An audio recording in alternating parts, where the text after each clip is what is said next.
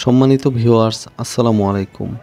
যে যেখান থেকে বসে আমাদের এই ভিডিওটি দেখছেন, আশা করি সবাই অনেক অনেক বেশি ভালো আছেন, সুস্থ আছেন।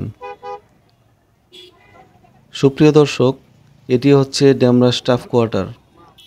রাজধানীর অদূরে ডেমরা রোডের শেষ প্রান্তে অবস্থিত একটি Demra staff quarter bus stand. মূলত এর পাশে দুটি জুট মিলের স্টাফ কোয়ার্টার এখানে অবস্থিত এবং এখানে সেই পুরনো ঐতিহ্যবাহী স্টাফ কোয়ার্টারের নাম অনুসারে এখানকার নামকরণ করা হয় Demra staff quarter bus stand. সুপ্রিয় দর্শক, এখন আপনারা দেখছেন স্টাফ কোয়ার্টার বাস স্ট্যান্ডের বর্তমান চিত্র।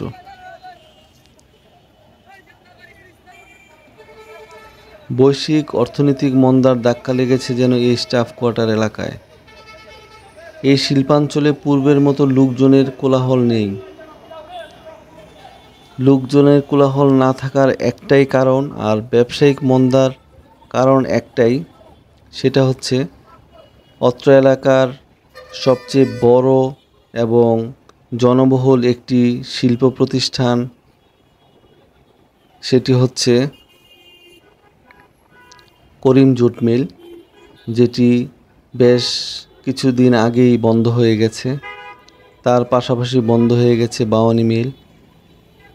এই দুটি মিল কারখানা থেকে হাজার হাজার শ্রমিক এখানে কাজ করত, আর ডেমরা এলাকাতে তাদের পরিবার সহ তারা বসবাস করতেন। তো অত্র এলাকায় এতগুলো মানুষ কমে যাওয়া, মিল ইন্ডাস্ট্রিগুলো বন্ধ হয়ে একটাই কারণ। হাজী হোসেন প্লাজা মার্কেটের মতো এত বড় একটি মার্কেট আজ ক্রেতা শূন্য হয়ে পড়েছে। পাশাপাশি ইসলাম প্লাজা মার্কেটেও কোনো কাস্টমারের বা ক্রেতাদের কোনো আনাগোনা নেই। ফুটপাতেও নেই কোনো হকারদের চিৎকার চেঁচামেচি, আনাগোনা, কোলাহল, কিছুই নেই। নীরব নিস্তব্ধ বলা চলে ডেমরা এই অঞ্চলকে।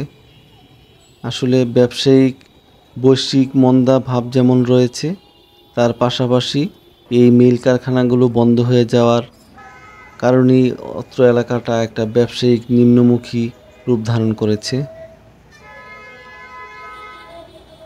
এই এলাকার পাশে যেই ক্যানেলটি রয়েছে, দেখতে খুবই চমৎকার, ভালো লাগার মতো একটা লেক। সেখান থেকে ঢাকা ওয়াসার পানি রিফাইন করা হয়।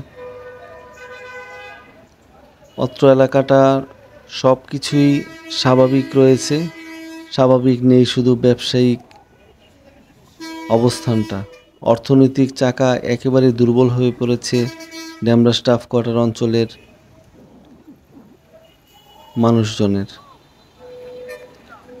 আসলে এটা কবে যে স্বাভাবিক অবস্থায় রূপ নেবে, এটা আসলে কারোরই কোনো জানা নেই। হয়তোবা যদি কোনো দিন সুযোগ হয়, এই মিল কারখানাগুলো আবার আগের রূপ ধারণ করে আগের মতো চাঙ্গা হয়ে যায় বা খুলে দেওয়া হয়, তাহলে হয়তোবা অত্র এলাকাটা আবার আগের রূপ ধারণ করবে। তো সুপ্রিয় দর্শক, আজকে এই পর্যন্তই। আশা করি সবাই অনেক অনেক বেশি ভালো থাকবেন, সুস্থ থাকবেন।